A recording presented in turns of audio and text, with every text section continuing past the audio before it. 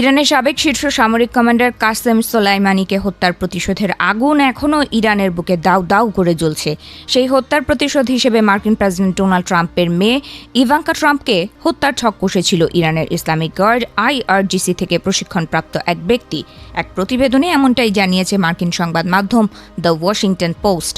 IRGCর সেই প্রশিক্ষণপ্রাপ্ত ব্যক্তির নাম মোহাম্মদ বাকের সাদ দাউদ আল সাদি। যুক্তরাষ্ট্রে গ্রেফতার হয়েছিলেন 32 বছর বয়সী এই ব্যক্তি। ফ্লোরিডায় ইভাঙ্কার বাড়ির একটি মানচিত্র সে সংগ্রহ করেছিল বলে দাবি করেছে সূত্রগুলো। আল সাদি ইরাকি নাগরিক। মার্কিন ড্রোন হামলায় নিহত IRGCর শীর্ষ জেনারেল কাসেম সোলাইমানির হত্যার প্রতিশোধ নিতে প্রেসিডেন্ট ট্রাম্পের পরিবারকে লক্ষ্যবস্তু বানিয়েছিল।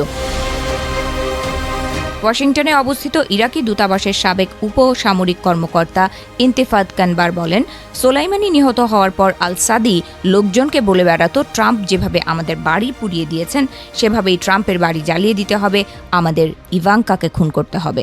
সামাজিক যোগাযোগ মাধ্যমেও এই ব্যক্তি বেশ সরব ছিলেন। ফ্লোরিডার ওই বিশেষ আবাসিক এলাকার একটি মানচিত্র পোস্ট করে সে, যেখানে ইভাঙ্কা ট্রাম্প ও তার স্বামী জারেড কুশনারের $24 মিলিয়ন বাড়ি রয়েছে। মানচিত্রের পাশাপাশি সে আরবিতে একটি হুমকি দেয়, যার অর্থ আমি আমেরিকানদের বলছি এই ছবিটার দিকে তাকাতে, জেনে রাখো তোমাদের রাজপ্রাসাদ বা সিক্রেট সার্ভিস কেউই তোমাদের বাঁচাতে পারবে না। আমরা এখন নজরদারি আর বিশ্লেষণের পর্যায়ে আছি। আমি তোমাদের আগেই বলেছি আমাদের প্রতিশোধ নেওয়াটা শুধু সময়ের ব্যাপার। আল সাদি ইরাক ও ইরানের সন্দেহভাজন নেটওয়ার্কের বেশ উপরের সারির একজন ব্যক্তি বলে পরিচিত। মার্কিন বিচার বিভাগের মতে গত 15 মে তুরস্ক থেকে আটকের পর তাকে যুক্তরাষ্ট্রে নিয়ে আসা হয়েছে।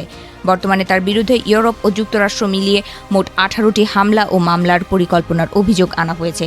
তার বিরুদ্ধে থাকা উল্লেখযোগ্য অভিযোগের মধ্যে রয়েছে গত মার্চ মাসে আমস্টারডামের ব্যাংক অব নিউ ইয়র্ক মেলনে বোমা হামলা, এপ্রিলে লন্ডনের 2 ইহুদিকে ছুরিকাঘাত এবং মার্চে টরন্টোতে মার্কিন কনস্যুলেট ভবনের সামনে গুলি চালানোর ঘটনা।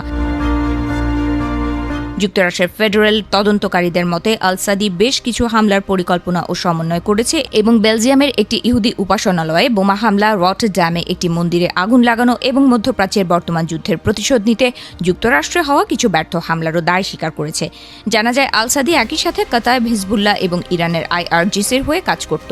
গ্রেফতার আল সাদির সঙ্গে কাসেম সোলাইমানির অনেক ঘনিষ্ঠ সম্পর্ক ছিল।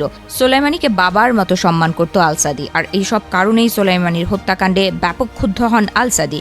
ফলে প্রতিশোধ নিতে সে ট্রাম্পের মেয়ে ইভাঙ্কা ট্রাম্পকে হত্যার ষড়যন্ত্রে জড়িয়ে পড়ে বলে মনে করা হচ্ছে।